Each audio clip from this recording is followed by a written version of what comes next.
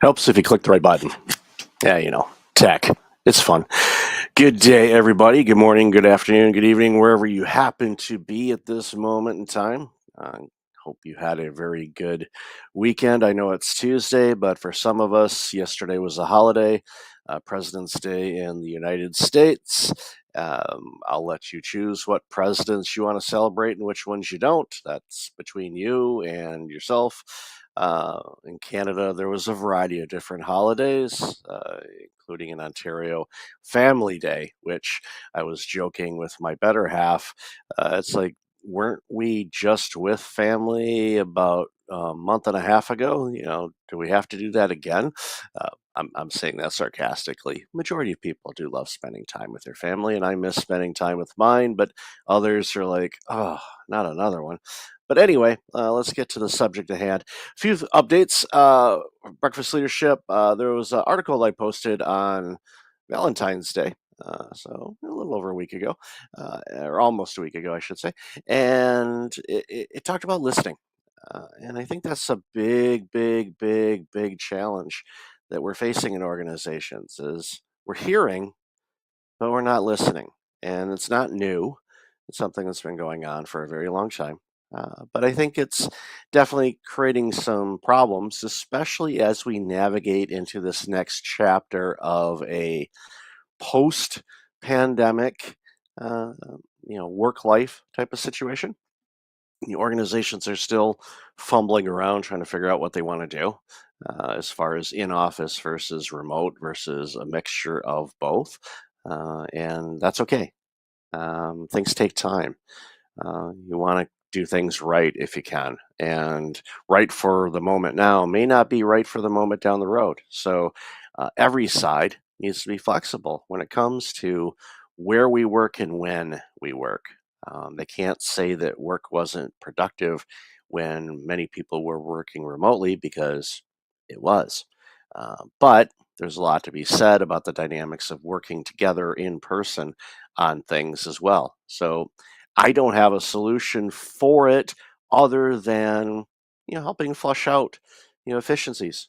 And I'm going to talk about efficiencies in a moment, but specifically the efficiencies of what do we need to do to be as efficient as we possibly can in our work environment so people are working on the best stuff using their best skills and not being bogged down in red tape, silos, you name it. And so many companies struggle with that.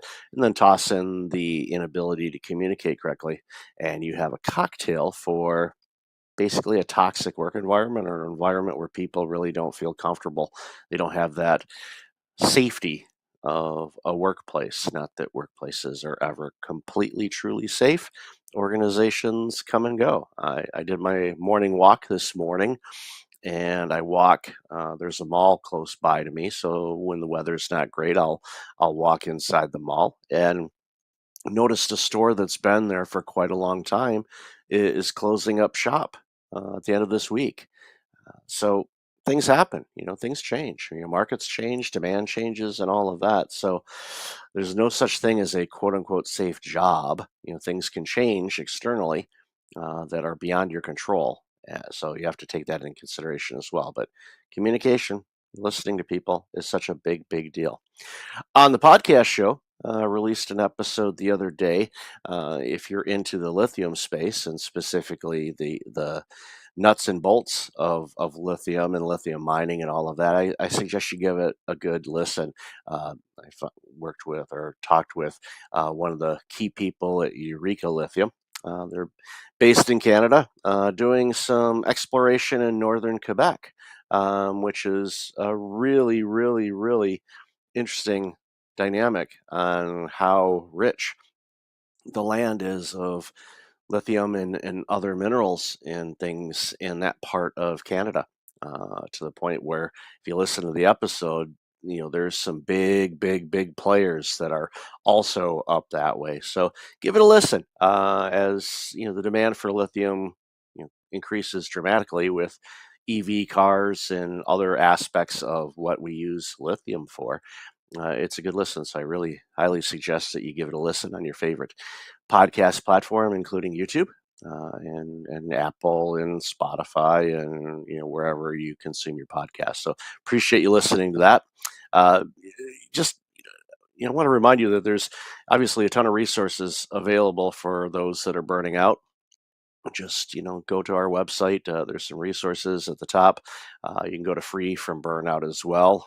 There's some items there. There's a link to get my book Burnout Proof at the top of the page at breakfastleadership.com. Also, in all likelihood, unless you have pop-ups blocked on my site, there should be a pop-up where you can get a free copy, PDF copy of the book.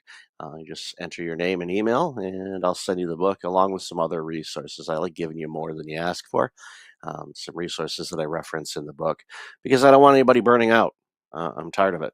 I'm sick and tired of seeing people, quite frankly, burning out and being miserable because that robs society of great things, great products, great services.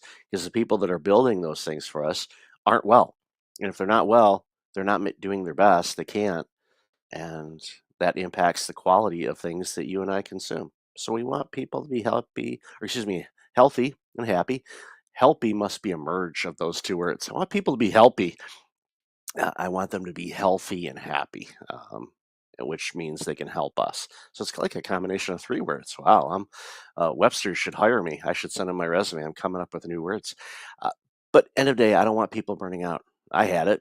Those that are familiar with me and my story, you know all about that. Don't ever want anybody to go through anything like that, including myself. So give it a chance. Give it a read. It's a quick book, quick read. That's intentional because I want you to implement the steps. Because too often, what happens is we consume things, whether it's those download PDFs that are filled in our downloads folder, or we watch videos how to do things, or we sign up for courses to do things, and we watch them, we collect them. We might have even taken some notes. AI is great. It takes the notes for us. So, like, awesome, I got this PDF of all the notes from that session, and you never open it again. You never implement it. You're like, okay, so you're just consuming things. Hate to be brunt here, but or blunt, I should say, brunt or brunt, whatever. English is really hard today for me for some reason, and it's actually difficult for me on most days. But today, for some reason, I'm coming up with some new words and wrong words. But anyway, uh, to get in your face, basically a little bit, is if you're watching training videos and YouTube videos on how to do things or self improvement books and all that, and you consume them but you don't implement an action item and you don't start acting on the things that you've learned, what you've done is no better than sitting down and watching or binge watching a sitcom on Netflix or another streaming service. You're consuming it, you're getting informed maybe, you're entertained, but you're not doing anything with it. You're not growing.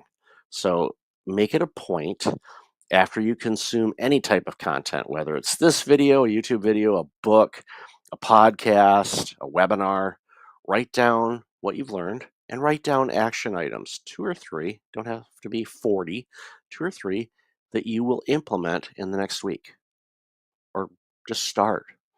That'll get you momentum on how to implement things in your life and actually start improving. Otherwise, you're just consuming and listening.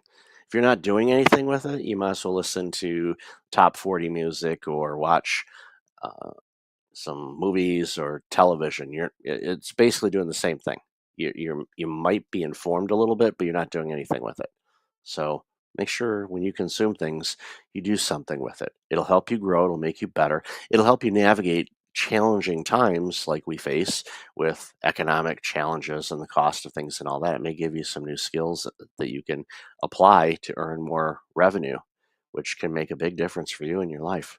So, wrapping up, I want to talk about efficiencies, especially in the workplace, and this is directed towards CEOs, VPs, executives, upper management. In these times where you're looking at cost, and obviously costs have gone up on everything, and you're looking at ways to either generate more revenue or save more money. There's a lot of money to be found in the expense items, and in not just in cutting office supply expenses and things like that, but efficiencies. Every organization has opportunities to become more efficient, streamline some processes without cutting staff, but just cutting through that red tape and finding those inefficiencies. Now, majority of executives and CEOs and vice presidents and all of those are brilliant minds. They know what they're doing. They see it. They know, we got to get more efficient on this and this. But there's this thing that you battle every day, and it's called time. You don't have time. You just don't. Because if it was easy and quick to implement, you would have done it. You would have said, all right, let's just get this done, get it implemented. Okay, we rolled it out. Great, done. Okay, on to the next challenge. Uh, You can see it. It makes a lot of sense. You probably know how to do a lot of it, but you just simply just don't have time. You don't have a time to manage it, implement it, plan it out, document it, and that's why I've partnered with companies and organizations, and including myself, to help organizations find those efficiencies because you save money. You save a ton of money by eliminating all the unnecessary things that you've been doing, and when you can build something in 10 steps instead of 40, what does that do? That frees up the time for people to be able to do other things for you and potentially generate more revenue and business for your organization. So reach out. Either leave a message where you're watching this video or send an email to michael@breakfastleadership.com, and we'll be more than happy to have a no obligation chat. I'll just give you some ideas on some things that you can implement. And if you want to bring some resources in to just kind of help you streamline some things and make things more efficient for you, I highly recommend it because every business on this planet needs it. There's always ways to get more efficient, there's always ways to be better. And if you can find efficiencies, that's where you save money. It's the equivalent of landing 10 new clients or 100 new clients, depending on the efficiencies that we find. You know, if you landed an extra 10 to 20 customers, uh, what would that do for your business? Well, what kind of impact would that have, especially for small businesses? Because the large scale businesses, they've got teams, they can do some things and roll out projects and all that. But small to mid-sized companies, you're spending every dollar you can on things, and you don't have a lot of time or additional resources to, drop on this huge project to roll things out. There's better ways to do it, more effective ways to do it, and I'd be more than happy to share with you the ways that I found that's affordable and have created a ton of impact for organizations and save them money to the point where they could hire more people. Instead of saying, okay, we got to save money, all of a sudden we've generated so much additional work, we have to hire more people now because we want to grow the revenue, and now we can. It's a beautiful thing to do. So reach out. Be more than happy to have a chat with you on that. So thanks again. Let you get back to your day. Cheers to everyone. Enjoy the rest of your week.